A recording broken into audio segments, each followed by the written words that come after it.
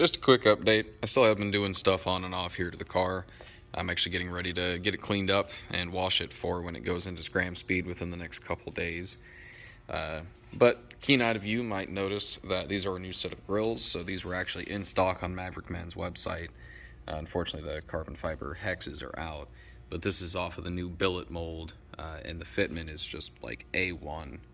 My previous set was off the old mold, and they didn't fit bad per se, but he was pretty open with me when I talked to him about it that they would need work going into the car, and I got the work done to fit the hex grills into the back of them, at least my old ABS set, but I never actually did complete the work to get them completely seated into the bumper fascia. And without even any retaining clips, I mean, even with my jank original bumper to the car, you can see that they are completely flush with the bumper. The molding is spot on top to bottom. But they had these in stock, so I got myself a set. I'm keeping my OG set from the old mold. I kind of did a comparison with them when I got them just to see if there was any difference in the weave.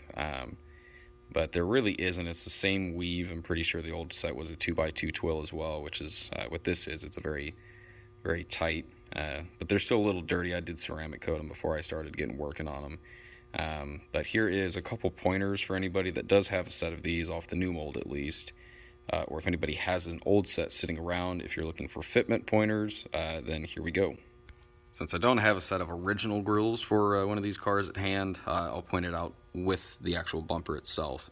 So you'll notice the outer holes, which is where you're actually going to put your securing tabs, the actual lockers, the little metal clips that hold the grill into the car. Those are a different thickness and a different width than the center ones. Those are mostly used, at least in my opinion, to center the grill correctly into the housing.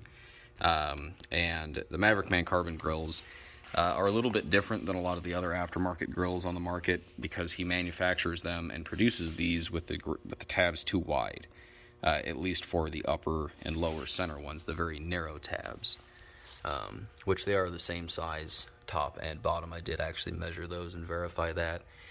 But when you do look at the underside of this, you can actually tell this is an unmodified tab. And all of the ones with a different finish to them have been ground on a little bit. So I just used a very small Dremel. I just used my little Milwaukee one and filed these down to fit using a little paint pen to mark which side of the tab or what area of the tab needs to be filed down to be fit is absolutely the best way to do it. They still need just a touch more finishing work. You can tell that the bottom of them is flared out a little bit against the base, so I do need to pull these back off before I put the final clips back on them. But even then, they fit remarkably well. They're extraordinarily tight fitting in the bumper, almost to the point where I don't actually need clips to hold them in. So for anybody that was looking for that kind of information, I hadn't really seen anybody document it online. But if you do get a set of the new billet mold that he has up and running for those, they do fit absolutely phenomenal. I mean, it's a legitimate OEM fit, same as the hood and a bunch of the other stuff that he makes.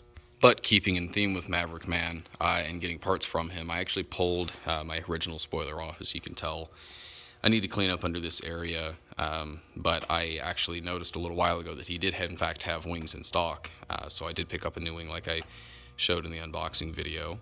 So that's actually here, and I'm getting ready to mount that. Towards the end of the day, I gotta get my hands cleaned up since I'm in the process of doing a little bit more deep cleaning and getting a couple other things wrapped up. Most of today is going to be spent on, this side's already done, but I did deep clean the ever-living hell out of the wheel well. I usually just use a generic wheel cleaner. Generally I use Adams tire and rubber cleaner on this. But I did that in preparation for a new set of EBC pads and rotors, matched set to the fronts that I recently put on. So I got to get everything ready for the caliper, get the e-brake adjusted, and then get everything back together. You also might have noticed that I have new front runners on. So I've actually had these Corsair C10s. These are an 18 by 8.5 and a plus 50 offset, which is pretty close. It's a pretty safe offset if you're running coilovers to have clearance on the strut without a ton of negative camber in it. But I've had these for 2 years and they literally just sat on the shelf. Wrapped these in a new set of Continental Extreme Contact DWS 06 Pluses. And yeah, these things look absolutely killer. I've seen a lot of C6 ZR1 and 5th gen ZL1 guys and 6th gen ZL1 guys run these. It's a pretty popular wheel for them, it seems like, from at least what I've observed. And that's actually where it initially caught my attention. And yeah, these are just a phenomenal looking wheel. They were really corroded when I picked them up. And these are actually used. These are quite old.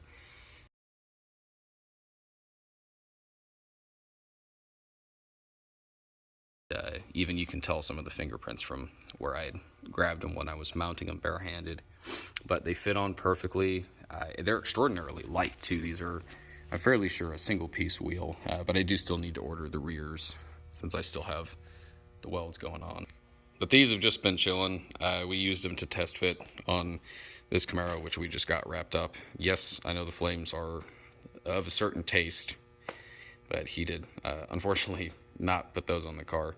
They were done pretty early on, and you can tell that they are period correct. It's probably something an older guy or an older lady would have put on the car new. But we just, since I had my fronts off to obviously mount the CCWs, we went ahead and used my front welds as a test fitment to just kind of explain how offset works and kind of get a general idea of how they would look and fit on his car. But I gotta mount the new wing, get the rear brakes wrapped up, and get the car back down on the ground since it goes into scram speed here in just a couple short days to get the last of the wiring stuff figured out.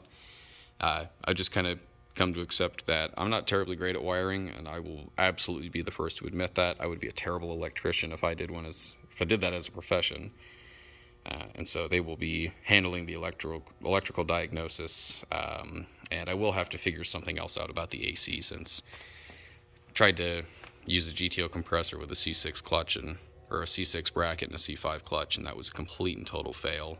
It hit my headers on the backside where the pressure hose coming out of the AC compressor is, so I'm going to have to figure something out. I've seen people have success doing belt drive swaps in these cars with a Dirty Dingo AC bracket and I believe a Sandin 710 compressor, so that'll be something that happens later on this season, but I do have a couple other things in store. So another guy I've talked to who lives in the southeast, he actually bought an SAP GTO, a really, really nice black one.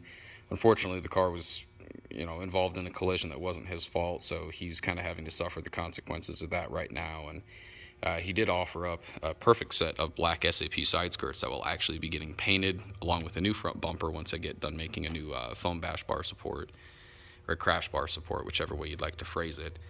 So both of those will be going into paint at the same time. I do think that front bumper has been resprayed at some point in time since the shading out in the light, the depth of the paint is different. But I believe these side skirts are original paint, and so is that mirror. Well, everything else on the car is except for the front bumper.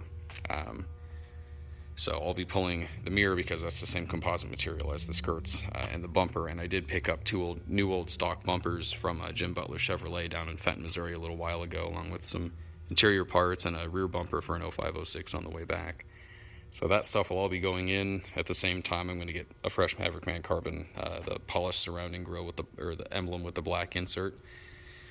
And that stuff will all go in at the same time. So it'll hopefully be just a couple more weeks here, and then I'll have a fresh bumper and a fresh set of skirts out of paint, let it cure, get it all PPF'd, and we'll get it on the car.